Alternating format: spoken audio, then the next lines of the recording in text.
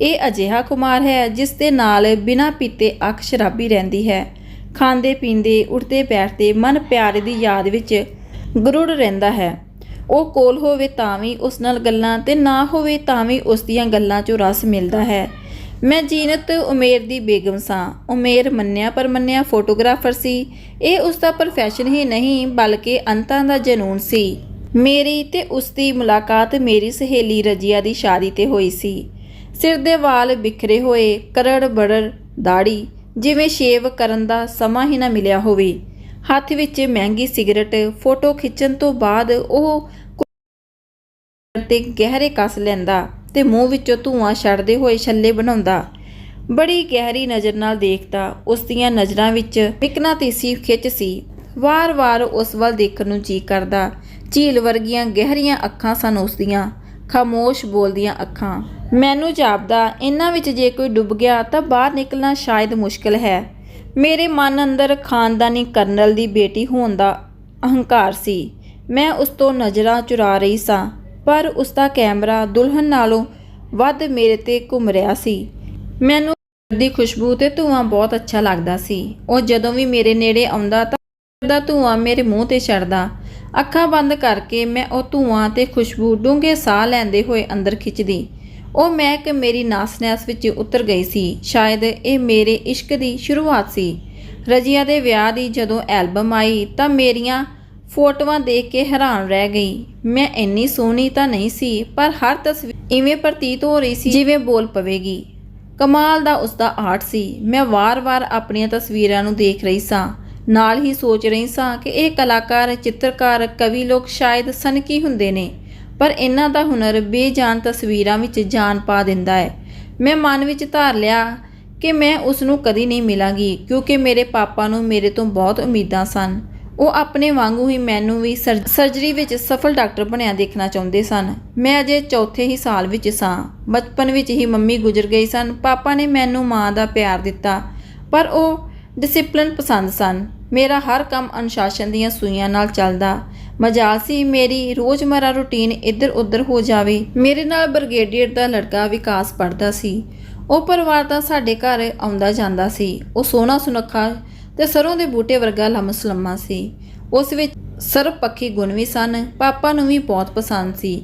ਅਸੀਂ ਇਕੱਠੇ ਪੜ੍ਹਨਾ, ਖਾਣਾ ਪੀਣਾ, ਘੁੰਮਣਾ, ਪਰ ਉਹ ਮੇਰੇ ਇੰਨੇ ਨਜ਼ਦੀਕ ਹੁੰਦੇ ਹੋਏ ਵੀ ਉਹ ਮੇਰੇ ਦਿਲ ਦੀਆਂ ਤਾਰਾਂ ਨੂੰ ਨਹੀਂ ਛੇੜ ਸਕਿਆ। ਭਾਵ ਮੈਂ ਉਸ ਨੂੰ ਦਿਲ ਦਾ ਮਹਿਰਮ ਨਹੀਂ ਬਣਾ ਸਕੀ। ਪਰ ਪਾਪਾ ਬਾਰੇ ਸੋਚ ਕੇ ਮੈਂ ਉਹਨਾਂ ਦੇ ਮੇਰੇ ਬਾਰੇ ਬੁਣੇ ਹੋਏ ਸੁਪਨਿਆਂ ਨੂੰ ਨਾ ਤੋੜਨਾ ਚਾਹੁੰਦੀ ਸੀ।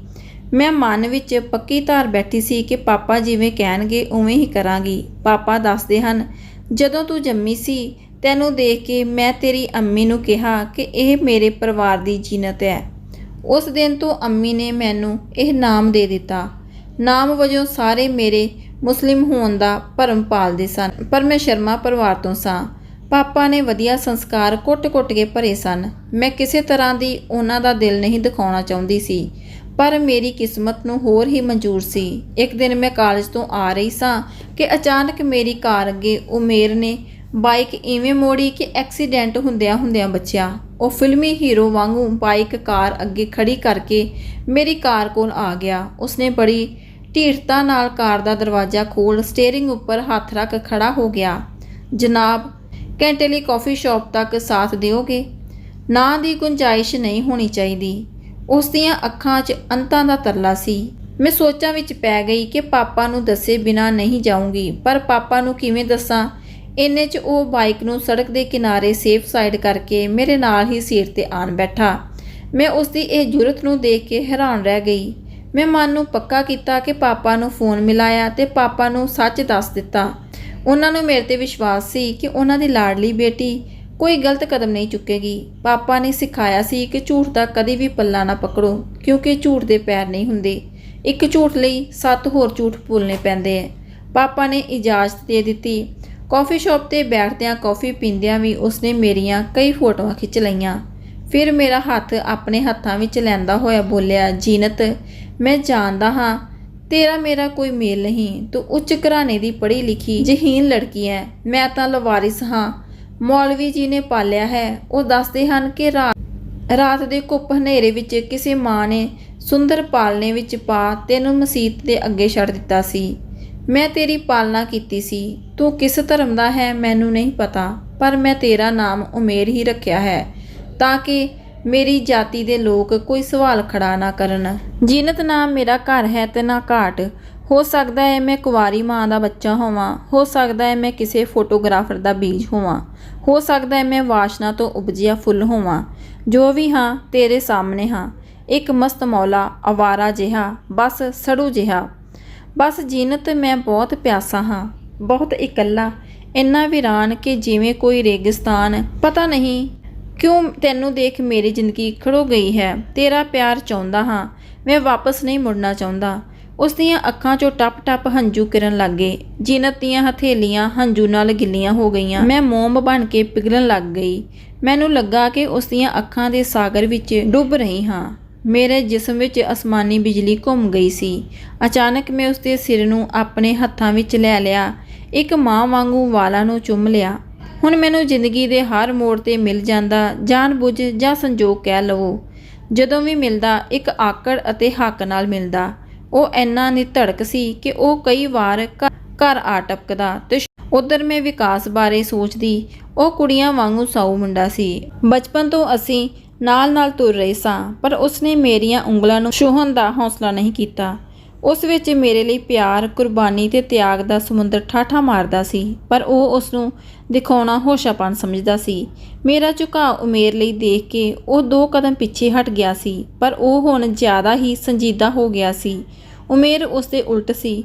ਉਹ ਕਦੀ ਵਿਕਾਸ ਦੀ ਹਾਜ਼ਰੀ ਵਿੱਚ ਮੇਰੇ ਕੋਲ ਆਉਂਦਾ ਤਾਂ ਤਕਰੀਬਨ ਉਸ ਦੇ ਸਾਹਮਣੇ ਹੀ ਮੈਨੂੰ ਘੁੱਟ ਕੇ ਕਲਾਵੇਂ ਵਿੱਚ ਲੈ ਲੈਂਦਾ ਤੇ ਜਿਵੇਂ ਉਸ ਤੋਂ ਸੜਦਾ ਬਲਦਾ ਹੋਵੇ ਤੇ ਜਾਣ ਬੁੱਝ ਕੇ ਉਸ ਨੂੰ ਚਿੜਾਉਂਦਾ ਹੋਵੇ।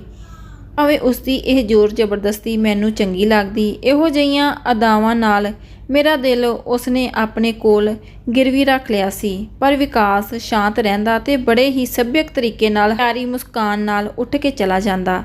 ਪਾਪਾ ਨੇ ਵੀ ਮੈਨੂੰ ਸਮਝਾਉਣ ਦੀ ਕੋਸ਼ਿਸ਼ ਕੀਤੀ। ਉਮੇਰ ਤੇਰੇ ਮੈਚ ਲਈ ਆਉਣਾ ਹੈ, ਤੂੰ ਡਗਮਗਾ ਰਹੀ ਹੈ। ਸ਼ਾਦੀ ਵਿਆਹ ਐਸੇ ਫੈਸਲੇ ਹਨ ਜੋ ਅਸਫਲ ਹੋ ਜਾਣ ਤਾਂ ਭਾਰਤੀ ਔਰਤਾਂ ਲਈ ਮੁੜ ਦੁਹਰਾਉਣੇ ਅਸੰਭਵ ਹੋ ਜਾਂਦੇ ਹਨ। ਤੇਰੀ ਖੁਸ਼ੀ ਲਈ ਸਭ ਕੁਝ ਕਰਨ ਲਈ ਤਿਆਰ ਹਾਂ, ਪਰ ਇਸ ਰਿਸ਼ਤੇ ਦਾ ਨੀਮ ਸੀਮ ਤੂੰ ਇੱਕ ਵਾਰ ਫਿਰ ਤੋਂ ਸੋਚ ਸਮਝ ਲੈ ਪੁੱਤ। ਤੂੰ ਮੇਰੀ ਜ਼ਿੰਦਗੀ ਹੈ, ਮੈਂ ਤੇਰੀ ਕੋਈ ਔਖ ਬਰਦਾਸ਼ਤ ਨਹੀਂ ਕਰ ਸਕਾਂਗਾ। ਮੈਨੂੰ ਹੁਣ ਚਾਰੇ ਪਾਸੇ ਉਮੇਰ ਹੀ ਦਿਸਦਾ। ਕਰਨਲ ਡਾਕਟਰ ਨੇ ਮੇਰੀ ਖੁਸ਼ੀ ਲਈ ਹਾਂ ਕਰ ਦਿੱਤੀ। ਇੱਕ ਕਰਨਲ ਪਿਤਾ ਆਪਣੀ ਬੇਟੀ ਲਈ ਮੋਹ ਦੀ ਜੰਗ ਵਿੱਚ ਹਾਰ ਗਿਆ। ਪਾਪਾ ਨੇ ਉਮੇਰ ਨੂੰ ਆਪਣੇ ਕੋਲ ਬੁਲਾਇਆ ਤੇ ਲੰਮਾ ਚੌੜਾ ਭਾਸ਼ਣ ਦਿੱਤਾ। ਇੱਕ ਪਿਤਾ ਦੀ ਤਰ੍ਹਾਂ ਦਿਲ ਦੀਆਂ ਆਂਦਰਾਂ ਨੂੰ ਸੁਖੀ ਰੱਖਣ ਦਾ ਵਾਅਦਾ ਲਿਆ। ਵਿਆਹ ਦੀ ਮਿਤੀ ਨਿਸ਼ਚਿਤ ਹੋ ਗਈ। ਪਾਪਾ ਨੇ ਮੇਰੇ ਲਈ 5 ਕਮਰਿਆਂ ਵਾਲਾ ਬੰਗਲਾ, ਉਹਨਾਂ ਵਿੱਚੋਂ ਮੇਰੇ ਲਈ ਇੱਕ ਕਮਰੇ ਵਿੱਚ ਕਲੀਨਿਕ ਦਾ ਸਾਰਾ ਸਾਜੋ ਸਮਾਨ ਤੇ ਇੱਕ ਕਮਰਾ ਉਮੇਰ ਲਈ ਸਟੂਡੀਓ ਬਣਵਾ ਦਿੱਤਾ। ਸਾਰਾ ਘਰ ਮੇਰੇ ਲਈ ਸੁੱਖ ਸਹੂਲਤਾਂ ਨਾਲ ਲੈਸ ਸੀ। ਪਾਪਾ ਨੇ ਉਮੇਰ ਦੀ ਕਈ ਫਿਲਮੀ ਹਸਤੀਆਂ ਨਾਲ ਵਾਕਫੀਅਤ ਵੀ ਕਰਵਾ ਦਿੱਤੀ, ਕਿਉਂਕਿ ਬੰਬੇ ਮਿਲਟਰੀ ਹਸਪਤਾਲ ਦੀ ਪੋਸਟਿੰਗ ਸਮੇਂ ਉਹਨਾਂ ਦੇ ਕਈ ਪੇਸ਼ੈਂਟ ਸਨ। ਸਾਡਾ ਵਿਆਹ ਹਿੰਦੂ ਰੀਤੀ ਰਿਵਾਜਾਂ ਮੁਤਾਬਿਕ ਹੋਇਆ, ਇਸ ਲਈ ਉਮੇਰ ਨੂੰ ਕੋਈ ਇਤਰਾਜ਼ ਨਹੀਂ ਸੀ। ਮੇਰੀ ਸ਼ਾਦੀ ਦੀ ਤਿਆਰੀ ਵਿੱਚ ਵਿਕਾਸ ਨੇ ਪੂਰਾ ਸਾਥ ਦਿੱਤਾ ਸੀ। ਡੋਲੀ ਤੁਰਦਿਆਂ ਮੇਰੇ ਪਾਪਾ ਦੇ ਗਲ ਲੱਗ ਮੈਂ ਬਹੁਤ ਰੋਈ। ਮੈਨੂੰ ਮਹਿਸੂਸ ਹੋ ਰਿਹਾ ਸੀ ਕਿ ਇਸ ਸਮੇਂ ਪਾਪਾ ਦੇ ਆਲੇ ਦੁਆਲੇ ਪਾਪਾ ਦੇ ਦੋਸਤਾਂ ਤੇ ਰਿਸ਼ਤੇਦਾਰਾਂ ਦੀ ਭੀੜ ਸੀ, ਪਰ ਕੁਝ ਸਮੇਂ ਬਾਅਦ ਬਿਲਕੁਲ ਇਕੱਲੇ ਹੋ ਜਾਣਗੇ। ਮੈਨੂੰ ਜ਼ੋਰਦਾਰ ਰੋਂਦੇ ਦੇਖ ਵਿਕਾਸ ਦੀਆਂ ਅੱਖਾਂ ਵਿੱਚ ਵੀ ਅਥਰੂ ਆ ਗਏ। ਉਸਨੇ ਅੱਗੇ ਵੱਧ ਕੇ ਮੈਨੂੰ ਆਪਣੀਆਂ ਮਜ਼ਬੂਤ ਬਾਹਾਂ ਵਿੱਚ ਲੈ ਲਿਆ। ਮੇਰੇ ਮੱਥੇ ਤੂੰ ਪਾਪਾ ਦਾ ਫਿਕਰ ਨਾ ਕਰੀ, ਮੈਂ ਹਾਂ ਨਾ ਇੱਥੇ। ਪਾਪਾ ਨੇ ਨਵੀਂ ਕਾਰ ਦੀ ਚਾਬੀ ਉਮੇਰ ਦੇ ਹੱਥ ਫੜਾਈ ਤੇ ਉਮੇਰ ਫੁੱਲਾਂ ਵਾਲੀ ਸੱਜੀ ਉਸ ਕਾਰ ਵਿੱਚ ਮੈਨੂੰ ਬੰਗਲੇ ਵਿੱਚ ਲੈ ਆਇਆ। ਪਾਪਾ ਨੇ ਮੇਰੇ ਲਈ ਮੇੜ ਦਾ ਪ੍ਰਬੰਧ ਪਹਿਲੇ ਹੀ ਕੀਤਾ ਹੋਇਆ ਸੀ। ਸਾਡੇ ਘਰ ਪਹੁੰਚਣ ਤੇ ਉਸਨੇ ਤੇਲ ਚੁਆਇਆ। ਉਮੇਰ ਮੈਨੂੰ ਬੈਡਰੂਮ ਵਿੱਚ ਲੈ ਗਿਆ ਤੇ ਮੈਨੂੰ ਪੋਲੇ ਬਿਸਤਰ ਉੱਤੇ ਬਿਠਾ ਦਿੱਤਾ ਤੇ ਆਪ ਫਰਸ਼ ਤੇ ਪਲੱਥੀ ਮਾਰ ਕੇ ਬੈਠ ਗਿਆ। ਉਸਨੂੰ ਅਜਿਹਾ ਕਰਦੇ ਹੋਏ ਮੇਰਾ ਹਾਸਾ ਨਿਕਲ ਗਿਆ। ਉਸਨੇ ਹੱਥ ਵਿੱਚ ਪਕੜੇ ਮੋਬਾਈਲ ਨਾਲ ਝੱਟ ਮੇਰੀ ਫੋਟੋ ਖਿੱਚ ਲਈ। ਉਮੇਰ ਉੱਪਰ ਬੈੱਡ ਤੇ ਬੈਠੋ। ਉਸਨੇ ਗੋਡਿਆਂ ਦੇ ਭਾਰ ਬੈਠਦੇ ਹੋਏ ਕਿਹਾ ਕਿ ਮੈਨੂੰ ਥੱਲੇ ਬੈਠਣ ਦੀ ਆਦਤ ਹੈ, ਜੇ ਗਿਰ ਜਾਓ ਤਾਂ ਸੱਟ ਵੀ ਨਹੀਂ ਲੱਗਦੀ। ਉਸਨੇ ਮੇਡ ਨੂੰ ਛੁੱਟੀ ਕਰ ਦਿੱਤੀ ਤੇ ਰਸੋਈ ਵਿੱਚ ਜਾ ਕੇ ਬ੍ਰੈਡ ਆਮਲੇਟ ਅਤੇ ਕੌਫੀ ਬਣਾ ਲਿਆਇਆ। ਉਸਦੀ ਗੈਰ ਹਾਜ਼ਰੀ ਵਿੱਚ ਮੈਂ ਵਾਸ਼ਰੂਮ ਵਿੱਚ ਜਾ ਕੇ ਫਰੈਸ਼ ਹੋ ਆਈ। ਸ਼ਾਦੀ ਦੇ ਭਾਰੀ ਕੱਪੜੇ ਤੇ ਮੇਕਅਪ ਉਤਾਰ ਕੇ ਹਲਕੇ ਫੁਲਕੇ ਕੱਪੜੇ ਪਹਿਨ ਕੇ ਆ ਗਈ। ਆਪਣੇ ਕੱਪੜੇ ਸੰਭਾਲ ਵਾਰਡਰੋਬ ਵਿੱਚ ਰੱਖ ਦਿੱਤੇ। ਇੰਨੇ ਵਿੱਚ ਉਮੇਰ ਕਮਰੇ ਵਿੱਚ ਟਰੇ ਲੈ ਕੇ ਆ ਗਿਆ। ਉਸਨੇ ਖਾਣ ਪੀਣ ਦੀ ਟਰੇ ਬਿਸਤਰ ਤੇ ਹੀ ਰੱਖ ਦਿੱਤੀ ਤੇ ਖੁਦ ਬੈੱਡ ਨਾਲ ਵਿਛੀ ਤੇ ਪਾਈ ਤੇ ਬੈਠ ਗਿਆ। ਤੁਸੀਂ ਬੜੇ ਵਧੀਆ ਇਨਸਾਨ ਹੋ, ਮੈਂ ਉਸਦੇ ਵਾਲਾਂ ਵਿੱਚ ਉਂਗਲੀਆਂ ਫੇਰਦੇ ਹੋਏ ਕਿਹਾ। ਉਹ ਉੱਠ ਕੇ ਮੇਰੇ ਨਜ਼ਦੀਕ ਆ ਗਿਆ ਤੇ ਮੈਨੂੰ ਜਲਦੀ ਨਾਲ ਆਪਣੇ ਕਲਾਵੇ ਵਿੱਚ ਘੁੱਟ ਕੇ ਬੋਲਿਆ, ਐਨੀ ਜਲਦੀ ਮੇਰੇ ਬਾਰੇ ਕਿਆਸ ਨਾ ਲਗਾ, ਕਿਉਂਕਿ ਵੱਡਾ ਬੰਦਾ ਬਣਨਾ ਆਸਾਨ ਹੈ ਪਰ ਵਧੀਆ ਇਨਸਾਨ ਬਣਨਾ ਬਹੁਤ ਹੀ ਮੁਸ਼ਕਿਲ ਹੈ। ਇਹ ਕਹਿ ਕੇ ਉਸਨੇ ਬ੍ਰੈਡ ਮੇਰੇ ਬੁੱਲ੍ਹਾਂ ਦੇ ਨੇੜੇ ਕੀਤਾ। ਮੈਂ ਛੋਟੀ ਜਿਹੀ ਬਾਈਟ ਲਈ, ਪਰ ਉਮੇਰ ਨੇ ਉਸੇ ਬ੍ਰੈਡ ਦਾ ਵੱਡਾ ਸਾਰਾ ਟੁਕੜਾ ਆਪਣੇ ਮੂੰਹ ਵਿੱਚ ਧਕੇਲਦੇ ਹੋਏ ਚੱਪੜ ਦੀਆਂ ਆਵਾਜ਼ਾਂ ਨਾਲ ਖਾਣਾ ਸ਼ੁਰੂ ਕਰ ਦਿੱਤਾ, ਜਿਵੇਂ ਚਿਰਾਂ ਦਾ ਭੁੱਖਾ ਹੋਵੇ। ਕੌਫੀ ਵੀ ਸੜੂ ਦੀ ਆਵਾਜ਼ ਕਰਕੇ ਪੀਣ ਲੱਗਾ। ਇਹ ਸਭ ਕੁਝ ਮੈਨੂੰ ਭੱਦਾ ਲੱਗਾ। ਮੈਂ ਔਖੇ ਸੌਖੇ ਇੱਕ ਬ੍ਰੈਡ ਦਾ ਟੁਕੜਾ ਖਾਧਾ। ਉਹ ਲਾਪਰਵਾਹ ਬਣ ਹੁਣ ਵੀ ਉਵੇਂ ਹੀ ਖਾ ਰਿਹਾ ਸੀ। ਉਸਦੀ ਇਹ ਆਵਾਜ਼ ਮੇਰੇ ਸਿਰ ਦੀਆਂ ਨਸਾਂ ਵਿੱਚ ਤਣੀ ਜਾ ਰਹੀ ਸੀ। ਮੈਂ ਵਾਸ਼ਰੂਮ ਜਾਣ ਦੇ ਬਹਾਨੇ ਉੱਥੋਂ ਉੱਠ ਗਈ। ਵਾਪਸ ਆਈ ਤਾਂ ਉਸਨੇ ਜੂਠੇ ਭਾਂਡੇ ਬੈੱਡ ਦੇ ਨਜ਼ਦੀਕ ਹੀ ਰੱਖੇ ਹੋਏ ਸਨ। ਉਸਨੇ ਕੱਪੜੇ ਉਤਾਰ ਕੇ ਸੋਫੇ ਤੇ ਖੁਲਾਰ ਕੇ ਸੁੱਟ ਦਿੱਤੇ ਤੇ ਮੈਂ ਉਸਦੇ ਕੱਪੜੇ ਚੁੱਕਣ ਲੱਗ ਗਈ। ਹਮ ਬਿਸਤਰ ਹੁੰਦਿਆਂ ਮੈਨੂੰ ਉਹ ਵਹਿਸ਼ੀ ਦਰਿੰਦੇ ਤੋਂ ਜ਼ਿਆਦਾ ਕੁਝ ਨਹੀਂ ਲੱਗਿਆ। ਸਵੇਰੇ ਮੈਂ ਜਾਗੀ ਤਾਂ ਮੈਂ ਉੱਠ ਕੇ ਸਿਰਹਾਣੇ ਵੱਲ ਦੇਖਿਆ। ਮੇਰੇ ਅਨੇਕਾਂ ਵਾਲ ਟੁੱਟੇ ਹੋਏ ਸਨ। ਇਹ ਦੇਖ ਕੇ ਮੇਰੀਆਂ ਅੱਖੀਆਂ ਗਿੱਲੀਆਂ ਹੋ ਗਈਆਂ। ਮੈਂ ਆਪਣੇ ਲੰਬੇ ਘਣੇ ਵਾਲਾਂ ਨੂੰ ਬਹੁਤ ਪਿਆਰ ਕਰਦੀ ਸੀ।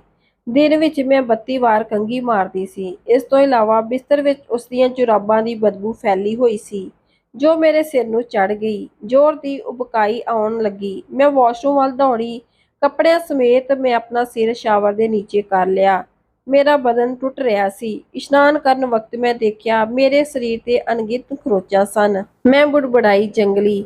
ਮੈਂ ਆਪਣੇ ਸਟੱਡੀ ਰੂਮ ਵਿੱਚ ਆ ਗਈ। ਮੇਡ ਆ ਚੁੱਕੀ ਸੀ। ਉਹ ਮੇਰੇ ਲਈ ਚਾਹ ਲੈ ਕੇ ਆਈ। ਮੈਂ ਉਸਨੂੰ ਨਾਸ਼ਤਾ ਬਣਾਉਣ ਲਈ ਕਿਹਾ। ਫਿਰ ਪਾਪਾ ਨੂੰ ਫੋਨ ਮਿਲਾ ਕੇ ਆਪਣੀ ਸੁੱਖ ਸਾਂਦ ਦੱਸੀ। ਉਹ ਮੇਰੀ ਭਾਰੀ ਆਵਾਜ਼ ਨੂੰ ਪਹਿਚਾਣਦੇ ਹੋਏ ਬੋਲੇ, ਬੇਟਾ ਤੁਸੀਂ ਉਦਾਸ ਹੋ? ਨਹੀਂ ਪਾਪਾ, ਮੇਰਾ ਮਨ ਫਿਸ ਪਿਆ। ਬਸ ਤੁਹਾਨੂੰ ਮਿਸ ਕਰ ਰਹੀ ਸੀ। ਮੇਰੀ ਜੀਨਤ, ਮੇਰੀ ਲਾਡੋ।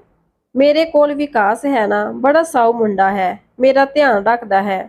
ਤੁਹਾਡੀ ਦੁਪਹਿਰ ਦੀ ਗੋਆ ਦੀ ਫਲਾਈਟ ਵੀ ਹੈ। ਜ਼ਿੰਦਗੀ ਦੇ ਆਨੰਦ ਮਾਣੋ ਮੇਰੀ ਬੱਚੀ। ਫਿਰ ਉਹਨਾਂ ਨੇ ਵਿਕਾਸ ਨਾਲ ਗੱਲ ਕਰਵਾਈ। ਜਦੋਂ ਉਸਨੇ ਪਿਆਰ ਨਾਲ ਜੀਨੀ ਤੂੰ ਕਿਵੇਂ ਹੈ ਕਿਹਾ ਤਾਂ ਮੈਂ ਭੁੱਬਾ ਮਾਰ ਕੇ ਰੋ ਪਈ। ਉਸਦੀ ਆਵਾਜ਼ ਵਿੱਚ ਦਰਦ, ਸੋਚ ਅਤੇ ਅਦਬ ਜਾਣ ਮੇਰਾ ਮਨ ਫਿਸ ਹੀ ਪਿਆ। ਵਿਕੋ ਤੁਸੀਂ ਪਾਪਾ ਦਾ ਧਿਆਨ ਰੱਖਣਾ, ਬਸ ਇੰਨਾ ਕਹਿ ਸਕੀ। ਮੈਂ ਫੋਨ ਬੰਦ ਕਰ ਦਿੱਤਾ। ਇਹਨਾਂ ਨੂੰ ਮੇਰੇ ਪਿੱਛੇ ਖੜੇ ਉਮੇਰ ਨੇ ਗਲ ਵਿੱਚ ਬਾਹਾਂ ਪਾ ਕੇ ਕਿਹਾ ਕਿ ਰਾਤ ਦੀਆਂ ਗੁਸਤਾਖੀਆਂ ਕਾਰਨ ਨਾਰਾਜ਼ ਹੋ ਗਈ ਹੋ। ਚੱਲ ਉੱਠ, ਤਿਆਰ ਹੋ, ਫਲਾਈਟ ਦਾ ਟਾਈਮ ਹੋ ਗਿਆ ਹੈ। ਉਸਨੇ ਮੈਨੂੰ ਜ਼ਬਰਦਸਤੀ ਉਠਾਇਆ ਤੇ ਘੁੱਟ ਕੇ ਆਪਣੇ ਨਾਲ ਲਾ ਲਿਆ, ਪਰ ਉਸਦੇ ਚਿਹਰੇ ਤੇ ਕੋਈ ਵੀ ਮੁਲਾਲ ਨਹੀਂ ਸੀ। ਮੈਂ ਬੁਝੇ ਜਿਹੇ ਮਨ ਨਾਲ ਗੋਆ ਜਾਣ ਦੀ ਤਿਆਰੀ ਕੀਤੀ। ਮੈਨੂੰ ਪਾਪਾ ਤੋਂ ਦੂਰ ਜਾਣ ਦੀ ਘਬਰਾਹਟ ਵੀ ਹੋ ਰਹੀ ਸੀ। ਅੱਜ ਮੈਨੂੰ ਵਿਕਾਸ ਦੀ ਵੀ ਲੋੜ ਮਹਿਸੂਸ ਹੋ ਰਹੀ ਸੀ। ਗੋਆ ਤੋਂ ਵਾਪਸ ਪਰਤਦਿਆਂ ਮੈਂ 2-4 ਦਿਨਾਂ ਲਈ ਪਾਪਾ ਕੋਲ ਰੁਕ ਗਈ। ਉਸ ਦਾ ਮਜ਼ਬੂਤ ਕਾਰਨ ਇਹ ਵੀ ਸੀ ਕਿ ਉਮੇਰ ਬੰਬੇ ਦੇ ਫੈਸ਼ਨ ਸ਼ੋਅ ਤੇ ਮਾਡਲ ਦੀਆਂ ਤਸਵੀਰਾਂ ਲੈਣ ਲਈ ਬਿਜ਼ੀ ਹੋ ਗਿਆ ਸੀ।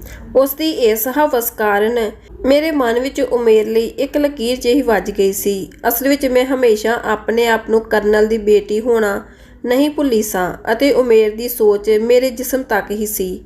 ਖੈਰ, ਜ਼ਿੰਦਗੀ ਦੌੜਨ ਲੱਗ ਗਈ ਸੀ। ਮੇਰੀ ਮੁਹੱਬਤ ਦੀ ਮਹਿੰਦੀ ਤਾਂ ਪਹਿਲੀ ਰਾਤ ਹੀ ਫਿੱਕੀ ਪੈ ਗਈ ਸੀ। ਹਰ ਰੋਜ਼ ਮੈਂ ਉਸ ਦੀਆਂ ਬੇਨਿਯਮੀਆਂ ਬਰਦਾਸ਼ਤ ਕਰਦੀ ਸਾਂ, ਜੋ ਮੈਨੂੰ ਉੱਕਾ ਵੀ ਪਸੰਦ ਨਹੀਂ ਸਨ। ਉਮੇਰ ਨੂੰ ਖਾਣ ਪੀਣ ਦੇ ਟੇਬਲ ਮੈਨਰਜ਼ ਵੀ ਨਹੀਂ ਸਨ। ਚੱਪੜ ਕਰਕੇ ਖਾਣਾ, ਚੌਲਾਂ ਨੂੰ ਗੋਲਾ ਬਣਾ ਕੇ ਹੱਥ ਨਾਲ ਖਾਣਾ, ਰਸੋਈ ਵਿੱਚ ਪਤੀਲੇ ਵਿੱਚੋਂ ਹੀ ਦੁੱਧ ਉੱਪਰੋਂ ਮਲਾਈ ਉਂਗਲ ਨਾਲ ਉਤਾਰ ਕੇ ਜਾਂ ਸਬਜ਼ੀ ਖਾਸ ਕਰਕੇ ਚਿਕਨ ਪਤੀਲੇ ਵਿੱਚੋਂ ਹੀ ਖਾ ਲੈਣਾ, ਜੂਠੇ ਹੱਥ ਪਾਏ ਕੱਪੜਿਆਂ ਨਾਲ ਹੀ ਸਾਫ਼ ਕਰ ਲੈਂਦਾ, ਬਾਥਰੂਮ ਵਿੱਚ ਸਾਬਣ ਤੇ ਤੇਲ ਨਾਲ ਗੰਦਾ ਕਰ ਦਿੰਦਾ, ਗਿੱਲੇ ਕੱਪੜੇ ਬਿਸਤਰਿਆਂ ਤੇ ਛੱਡ ਦਿੰਦਾ, ਕੱਪੜੇ ਉਤਾਰਨ ਵਕਤ ਫਰਸ਼ ਜਾਂ ਇੱਧਰ ਉੱਧਰ ਖਿਲਾਰ ਦਿੰਦਾ, ਕੱਪੜੇ ਲੈਣ ਵਕਤ ਵਾਰਡਰੋਬ ਨੂੰ ਤਹਿਸ-ਨਹਿਸ ਕਰ ਦਿੰਦਾ। ਆਮ ਗੱਲਾਂ ਕਰਦਿਆਂ ਮਾਂ ਭੈਣ ਦੀਆਂ ਗਾਲਾਂ ਕੱਢਣਾ ਉਸ ਦੀਆਂ ਤਕੀਆ ਕਲਾਮ ਹੀ ਸਨ। ਸਹਿਜ ਤਾਂ ਉਸ ਵਿੱਚ ਕਣੀ ਮਾਤਰ ਵੀ ਨਹੀਂ ਸੀ। ਬਸ ਅਵਾਰਾ ਪਸ਼ੂਆਂ ਵਾਂਗ ਹਰ ਵਕਤ ਹਰਲ ਕਰਦਾ ਰਹਿੰਦਾ। ਆਪਣੇ ਸਟੂਡੀਓ ਤੋਂ ਜਰਾ ਵਿਹਲਾ ਹੁੰਦਾ ਤਾਂ ਮੇਰੇ ਕਮਰੇ ਵਿੱਚ ਆ ਧਮਕਦਾ। ਦਿਨ ਵੇਖਦਾ ਨਾ ਰਾਤ, ਖੇਡਾਂ ਖੇਡਣ ਲਈ ਤਿਆਰ ਰਹਿੰਦਾ। ਮੇਰੇ ਇਨਕਾਰ ਕਰਨ ਤੋਂ ਬਾਅਦ ਵੀ ਕਈ ਵਾਰ ਮੇਰੇ ਤੇ ਹੱਥ ਚੁੱਕ ਲੈਂਦਾ। ਮੁੱਕਦੀ ਗੱਲ ਇਹ ਸੀ ਕਿ ਉਸ ਨੂੰ ਬੇਤਰਤੀਬੀ ਹੀ ਜ਼ਿੰਦਗੀ ਲੱਗਦੀ ਸੀ। ਇੱਧਰ ਮੇਰੇ ਸਾਹ ਵੀ ਅਨੁਸ਼ਾਸਨ ਵਿੱਚ ਚੱਲਦੇ ਸਨ। ਇਸ ਲਈ 6 ਮਹੀਨਿਆਂ ਵਿੱਚ ਹੀ ਸਾਡੀ ਆਮ ਗੱਲ ਨੂੰ ਵੀ ਤੂੰ ਤੇ ਮੈਂ ਤੋਂ ਸ਼ੁਰੂ ਹੋ ਕੇ ਖਤਮ ਹੋ ਜਾਂਦੀ। ਜ਼ਿੰਦਗੀ ਰੇਲਵੇ ਦੀ ਪਟੜੀ ਵਾਂਗੂ ਚੱਲਣੀ ਸ਼ੁਰੂ ਹੋ ਗਈ, ਜੋ ਨਾਲ ਚੱਲਦੀ ਰਹੀ ਪਰ ਮਿਲਦੀ ਕਦੀ ਕਦਾਈ। ਦਵੰਤ ਵਿੱਚ ਹੀ ਮੈਂ ਗਰਭਵਤੀ ਹੋ ਗਈ। ਸਮਾਂ ਪੁੱਗਣ ਤੋਂ ਬਾਅਦ ਮੈਂ 2 ਜੁੜਵਾਂ ਬੱਚੇ, ਇੱਕ ਲੜਕੇ ਤੇ ਇੱਕ ਲੜਕੀ ਨੂੰ ਜਨਮ ਦਿੱਤਾ। ਬੱਚਿਆਂ ਦੇ ਮੋਹ ਕਾਰਨ ਅਸੀਂ ਇੱਕ ਦੂਜੇ ਨਾਲ ਬੱਝੇ ਰਹੇ। ਇਵੇਂ 3 ਸਾਲ ਬੀਤ ਗਏ। ਮੈਂ ENT ਅਤੇ MD ਕਰ ਲਈ ਸੀ ਅਤੇ ਵਿਕਾਸ ਨੇ ਅੱਖਾਂ ਦੀ MD ਕੀਤੀ ਸੀ। ਉਸਨੇ ਪਾਪਾ ਦੀ ਸਲਾਹ ਨਾਲ ਬੜਾ ਵਧੀਆ ਕਲੀਨਿਕ ਬਣਾ ਲਿਆ, ਪਰ ਉਸਨੇ ਇੱਕ ਕੈਬਿਨ ਮੇਰੇ ਲਈ ਵੀ ਬਣਾਇਆ। ਇਸ ਲਈ ਸ਼ਾਮ ਨੂੰ ਮਰੀਜ਼ ਦੇਖਣ ਜਾਂਦੀ ਸੀ। ਵਿਕਾਸ ਨਾਲ ਸ਼ਾਮ ਦੀ ਕੌਫੀ ਪੀਂਦਿਆਂ, ਉਸ ਨਾਲ ਹਲਕੀ ਫੁਲਕੀ ਗੱਲ ਕਰਦਿਆਂ ਮੈਨੂੰ ਮਾਨਸਿਕ ਸਕੂਨ ਮਿਲਦਾ ਤੇ ਇੱਧਰ ਉਮੇਰ ਦੀ ਫੋਟੋਗ੍ਰਾਫੀ ਅਤੇ ਸਟੂਡੀਓ ਬੁਲੰਦੀਆਂ ਨੂੰ ਛੂਹ ਰਿਹਾ ਸੀ। ਪਾਪਾ ਦੀ ਫਿਲਮੀ ਹਸਤੀਆਂ ਨਾਲ ਕਰਵਾਈ ਮੁਲਾਕਾਤ ਉਸ ਦੇ ਕੰਮ ਆ ਗਈ ਸੀ। ਪਾਪਾ ਅਤੇ ਵਿਕਾਸ ਨੂੰ ਸਾਡੀ ਟੁੱਟ ਭੱਜ ਦਾ ਪਤਾ ਲੱਗ ਗਿਆ ਸੀ। ਪਾਪਾ ਮੇਰੇ ਕਾਰਨ ਦੁਖੀ ਰਹਿਣ ਲੱਗ ਗਏ ਸਨ, ਭਾਵੇਂ ਮੈਂ ਕਦੀ ਕੋਈ ਗੱਲ ਉਹਨਾਂ ਨਾਲ ਸਾਂਝੀ ਨਹੀਂ ਕੀਤੀ ਸੀ, ਕਿਉਂਕਿ ਉਮੇਰ ਮੇਰੀ ਪਸੰਦ ਤੇ ਉਹਨਾਂ ਨੂੰ ਅਪਣਾਉਣ ਦਾ ਮੇਰਾ ਹੀ ਫੈਸਲਾ ਸੀ। ਪਰ ਉਹ ਮੇਰੇ ਚਿਹਰੇ ਨੂੰ ਪੜ੍ਹ ਲੈਂਦੇ ਸਨ। ਇੱਕ ਦਿਨ ਉਮੇਰ ਦੀ ਘਟੀਆ ਹਰਕਤ ਤੇ ਮੈਂ ਉਸਦਾ ਜੰਗਲੀਪੁਣਾ ਸਹਿ ਨਾ ਸਕੀ। ਆਖਿਰ ਘਰ ਛੱਡਣ ਦਾ ਫੈਸਲਾ ਕਰ ਲਿਆ। ਮੈਂ ਜਦੋਂ ਪਾਪਾ ਕੋਲ ਆਈ ਤਾਂ ਉਹ ਮੇਰਾ ਹਾਲ ਦੇਖ ਸਖਤੇ ਵਿੱਚ ਆ ਗਏ। ਮੈਂ ਉਹਨਾਂ ਦੇ ਗਲ ਲਾ ਕੇ ਖੂਬ ਰੋਈ। ਮੈਨੂੰ ਧਰਵਾਸ ਦਿੰਦੇ ਹੋਏ ਖੁਦ ਵੀ ਰੋਏ। ਰੋਂਦਿਆਂ ਮੈਂ ਬੋਲੀ, ਪਾਪਾ ਮੈਂ ਤੁਹਾਡਾ ਆਖਾ ਨਹੀਂ ਮੰਨਿਆ, ਤੁਹਾਡਾ ਦਿਲ ਦੁਖਾਇਆ ਹੈ। ਪਾਪਾ ਮੈਨੂੰ ਤੁਹਾਡੀ ਹਾਰ ਲੱਗੀ ਹੈ, ਮੈਂ ਕਿਵੇਂ ਸੁੱਖ ਪਾ ਸਕਦੀ ਸੀ। ਨਾ ਰੋ ਮੇਰੀ ਲਾਡੋ, ਨਾ ਰੋ। ਮਾਂ ਬਾਪ ਦੀ ਕਦੇ ਵੀ ਬਦਦੁਆ ਨਹੀਂ ਲੱਗਦੀ। ਇੰਨੇ ਵਿੱਚ ਵਿਕਾਸ ਵੀ ਆ ਗਿਆ। ਉਹ ਸਾਨੂੰ ਦੋਨਾਂ ਨੂੰ ਰੋਂਦਾ ਦੇਖ ਹੌਸਲਾ ਦੇਣ ਲੱਗਾ। ਮੈਨੂੰ ਤੇ ਪਾਪਾ ਨੂੰ ਅਲੱਗ ਕੀਤਾ ਤਾਂ ਪਾਪਾ ਉਸ ਦੀਆਂ ਬਾਹਾਂ ਵਿੱਚ ਹੀ ਝੂਲ ਗਏ। ਪਾਪਾ ਨੂੰ ਤਕੜਾ ਸਦਮਾ ਲੱਗਾ। ਸਖਤ ਹਾਰਟ ਅਟੈਕ ਆ ਗਿਆ ਸੀ। ਅੱਖਾਂ ਦੇ ਡੇਲੇ ਉੱਪਰ ਹੋ ਗਏ ਤੇ ਮੂੰਹ ਵਿੱਚੋਂ ਗੂੰ ਗੂੰ ਦੀ ਆਵਾਜ਼ ਨਿਕਲਣ ਲੱਗ ਪਈ। ਮੇਰੇ ਪਾਪਾ ਉਹ ਗਏ। ਮੇਰੀਆਂ ਚੀਕਾਂ ਨਾਲ ਅਸਮਾਨ ਗੂੰਜ ਗਿਆ। ਬੱਚੇ ਵੀ ਮੇਰੇ ਚੀਕ ਚਹਾੜੇ ਵਿੱਚ ਸ਼ਾਮਿਲ ਹੋ ਗਏ। ਉਮੇਰ ਵੀ ਅੰਤਮ ਰਸਮਾਂ ਵਿੱਚ ਸ਼ਾਮਿਲ ਹੋਇਆ ਸੀ। ਮੈਂ ਵੀ ਲੋਕਾਚਾਰੀ ਕਾਰਨ ਉਸ ਨਾਲ ਨਾਰਮਲ ਰਹੀ ਸਾਂ। ਅੰਤ ਰਸਮਾਂ ਤੋਂ ਬਾਅਦ ਮੈਂ ਉਮੇਰ ਤੋਂ ਤਲਾਕ ਲੈਣ ਦਾ ਮਨ ਬਣਾ ਲਿਆ, ਕਿਉਂਕਿ ਰੋਜ਼ ਦੇ ਕਿਚ-ਕਿਚ ਬੱਚਿਆਂ ਉੱਪਰ ਭੈੜਾ ਅਸਰ ਪਾ ਰਹੀ ਸੀ। ਮੇਰਾ ਡਾਕਟਰੀ ਪੇਸ਼ਾ ਵੀ ਮਾਨਸਿਕ ਸਕੂਨ ਤਵੱਜੋ ਮੰਗਦਾ ਸੀ, ਪਰ ਇਸ ਸਲੀਬ ਢੋਣ ਦਾ ਕੋਈ ਫਾਇਦਾ ਨਹੀਂ ਸੀ। ਇਸ ਲਈ ਤਲਾਕ ਦੇ ਪੇਪਰ ਕੋਰਟ ਵਿੱਚ ਜਮ੍ਹਾਂ ਕਰਵਾ ਦਿੱਤੇ। ਮੈਂ ਦੋਨਾਂ ਬੱਚਿਆਂ ਨੂੰ ਹੋਸਟਲ ਪਾ ਦਿੱਤਾ। ਭਾਵੇਂ ਇਹ ਕੰਮ ਆਸਾਨ ਨਹੀਂ ਸੀ, ਕਿਉਂਕਿ ਦੋਵੇਂ ਬੱਚਿਆਂ ਦੀ ਜਾਨ ਉਮੇਰ ਵਿੱਚ ਵਸਦੀ ਸੀ। ਉਮੇਰ ਵੀ ਉਹਨਾਂ ਦੇ ਸਾਹਾਂ ਨਾਲ ਸਾਹ ਲੈਂਦਾ ਸੀ। ਉਸਨੇ ਖੁਦ ਅਨਾਥ ਜੀਵਨ ਜੀਵਿਆ, ਇਸ ਲਈ ਉਹ ਨਹੀਂ ਚਾਹੁੰਦਾ ਸੀ ਕਿ ਉਸਦੇ ਬੱਚੇ ਕੋਈ ਕਸ਼ਟ ਸਹਿਣ। ਕੋਰਟ ਵੱਲੋਂ ਨੋਟਿਸ ਪਹੁੰਚਣ ਤੇ ਉਸਦੀ ਹੋਸ਼ ਦੇ ਤੋਤੇ ਉੱਡ ਗਏ। ਸਾਡੇ ਤਲਾਕ ਦੀ ਕਾਰਵਾਈ ਚੱਲ ਰਹੀ ਸੀ। ਉਮੇਰ ਅਕਸਰ ਮੈਨੂੰ ਮਿਲਣ ਲਈ ਆਉਂਦਾ, ਹਰ ਵਾਰੀ ਮਿੰਨਤਬਾਜ਼ੀ ਕਰਦਾ, ਜੀਨਤ ਤੂੰ ਹੀ ਮੈਨੂੰ ਵਜੂਦ ਦਿੱਤਾ ਹੈ, ਮੈਨੂੰ ਜੀਣ ਦਾ ਮਕਸਦ ਦਿੱਤਾ ਹੈ। ਮੈਂ ਤੇਰੇ ਤੇ ਬੱਚਿਆਂ ਬਿਨਾਂ ਜੀ ਨਹੀਂ ਸਕਦਾ। ਮੈਨੂੰ ਪਤਾ ਹੈ ਕਿ ਮੈਂ ਜੰਗਲੀ ਹਾਂ, ਪਰ ਜਿਹੋ ਜਿਹਾ ਹਾਂ ਮੈਂ ਸਿਰਫ ਤੇਰਾ ਹਾਂ। ਮਸ਼ਹੂਰ ਹਾਂ, ਤਰਜੀਬ ਨਹੀਂ ਸਿੱਖ ਸਕਿਆ। ਚੱਲ ਆਪਣੇ ਘਰ ਚੱਲੀਏ। ਪਰ ਮੇਰੇ ਅੰਦਰ ਇੱਕ ਬਰਫ਼ ਦੀ ਸਿਲ ਰੱਖੀ ਗਈ ਸੀ, ਜੋ ਉਸਦੇ ਤਰਲਿਆਂ ਨਾਲ ਨਹੀਂ ਪਿਘਲੀ। ਤਲਾਕ ਦਾ ਕੇਸ ਚੱਲਦਾ ਰਿਹਾ।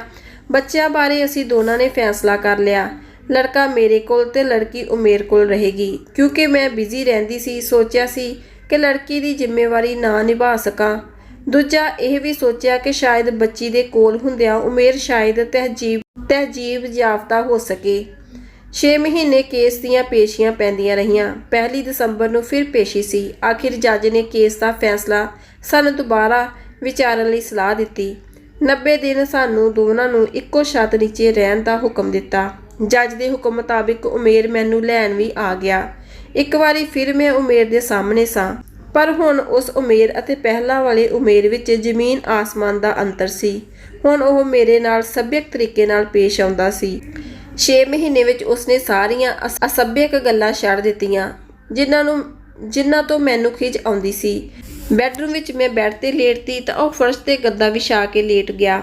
ਉਹ ਬਹੁਤ ਸ਼ਾਂਤ ਸੀ। ਮੈਨੂੰ ਜਾਪਿਆ ਜਿਵੇਂ ਉਹ ਸੱਭਿਅਕ ਬਣਨ ਦਾ ਦਿਖਾਵਾ ਕਰ ਰਿਹਾ ਹੈ। ਮੌਕਾ ਮਿਲਣ ਤੇ ਉਹ ਮੈਨੂੰ ਮਗਰਮੱਛ ਵਾਂਗ ਚੱਬ ਜਾਵੇਗਾ। ਦਸੰਬਰ ਦੀਆਂ ਛੁੱਟੀਆਂ ਵਿੱਚ ਬੱਚੇ ਵੀ ਆ ਗਏ। ਉਹਨਾਂ ਨਾਲ ਅਸੀਂ ਖੂਬ ਮੌਜ ਮਸਤੀ ਕੀਤੀ।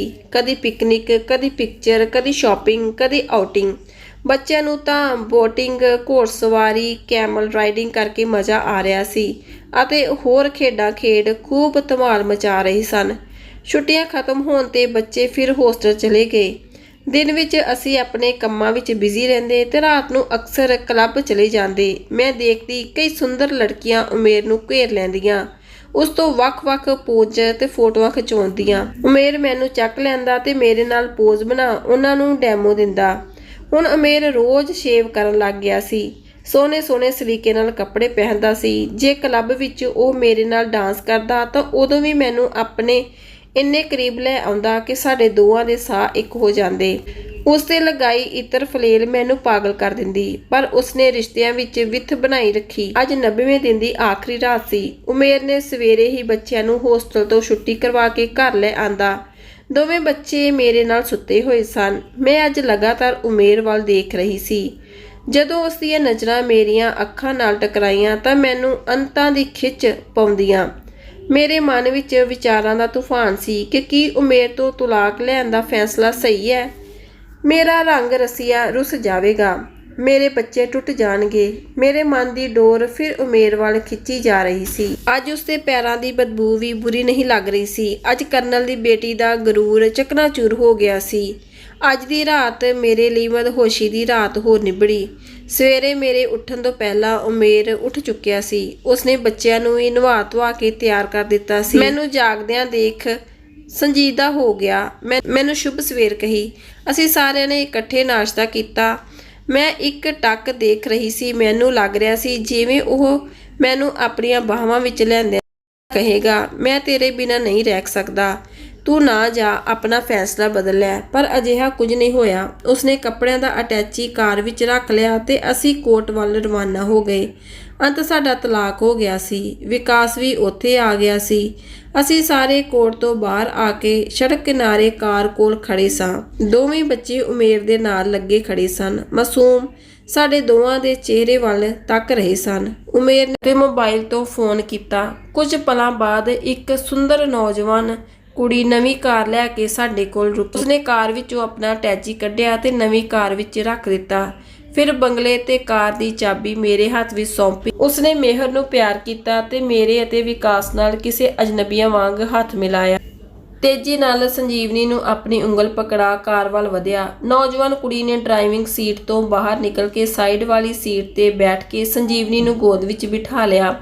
ਅਗਲੇ ਪਲ ਹੀ ਸਾਡੇ ਵੱਲ ਦੇਖੇ ਬਿਨਾਂ ਤੇਜ਼ੀ ਨਾਲ ਕਾਰ ਵਧਾ ਮਿੰਟਾਂ ਵਿੱਚ ਅੱਖਾਂ ਤੋਂ ਓਹਲੇ ਹੋ ਗਿਆ। ਫਿਰ ਪਾਪਾ ਨੂੰ ਜਾਂਦੇ ਹੋਏ ਦੇਖ ਉੱਚੀ ਰੋਣ ਲੱਗ ਪਿਆ। ਉਸਨੂੰ ਰੋਂਦਾ ਦੇਖ ਮੈਂ ਵੀ ਜ਼ਾਰੋ-ਜ਼ਾਰ ਰੋਣ ਲੱਗ ਗਈ। ਵਿਕਾਸ ਸਾਨੂੰ ਦੋਵਾਂ ਨੂੰ ਚੁੱਪ ਕਰਵਾਉਣ ਲਈ ਅੱਗੇ ਵਧਿਆ। ਹਮਦਰਦੀ ਮਿਲਣ ਤੇ ਮੇਰਾ ਮਨ ਫਿਸ ਪਿਆ। ਮੈਂ ਉਸਦੇ ਮੋਢੇ ਨਾਲ ਲੱਗ ਕੇ ਚੀਕਾਂ ਮਾਰ ਕੇ ਰੋਣ ਲੱਗੀ। ਵਿਕਾਸ ਨੇ ਮੇਰੇ ਸਿਰ ਨੂੰ ਸਹਿਲਾਂਦਿਆਂ ਤੇ ਮੇਰੇ ਮੂੰਹ ਆਪਣੇ ਵੱਲ ਕਰ ਕਿਹਾ, ਜੀਨੂ। ਮੈਂ ਹਾਂ ਨਾ। ਉਸਦੇ ਲਫ਼ਜ਼ਾਂ ਨਾਲ ਜਿੱਥੇ ਮੈਨੂੰ ਹੌਸਲਾ ਮਿਲਿਆ ਉੱਥੇ ਮੈਂ ਚੌਂਕ ਵੀ ਗਈ। ਮੈਂ ਜਲਦੀ ਨਾਲ ਆਪਣੇ ਹੰਝੂਆਂ ਨੂੰ ਪੂੰਝਿਆ ਤੇ ਮਿਹਰ ਨੂੰ ਚੁੱਕ ਕੇ ਛਾਤੀ ਨਾਲ ਲਾਇਆ। ਇੰਨੇ ਵਿੱਚ ਵਿਕਾਸ ਆਪਣੀ ਕਾਰ ਮੇਰੇ ਕੋਲ ਲੈ ਕੇ ਆਇਆ ਤੇ ਉਸਨੇ ਮੇਰਾ ਹੱਥ ਪੋਲੇ ਜਿਹੇ ਪਕੜਦੇ ਹੋਏ ਕਿਹਾ, ਚਲੋ ਜੀਨੂ, ਆਓ ਨਵੀਂ ਜ਼ਿੰਦਗੀ ਦੀ ਸ਼ੁਰੂਆਤ ਕਰੀਏ। ਮੈਂ ਉਸ ਦਾ ਹੱਥ ਛਡਾਉਂਦਿਆਂ ਕਿਹਾ, ਵਿਕੂ, ਮੈਂ ਮਿਹਰ ਨੂੰ ਲੈ ਕੇ ਆਪਣੇ ਘਰ ਜਾਵਾਂਗੀ। ਵਿਕੂ, ਮੈਨੂੰ ਅਗਲਾ ਪਲ ਜਿਉਣ ਲਈ ਪਿਛਲੇ ਪਲ ਵਿਦਾ ਕਰ ਲੈਣ ਦੇ। ਅਜੇ ਤਾਂ ਉਹ 90 ਦਿਨ ਹੀ ਮੇਰੇ ਅੰਦਰ ਜਿਉਂਦੇ ਹਨ।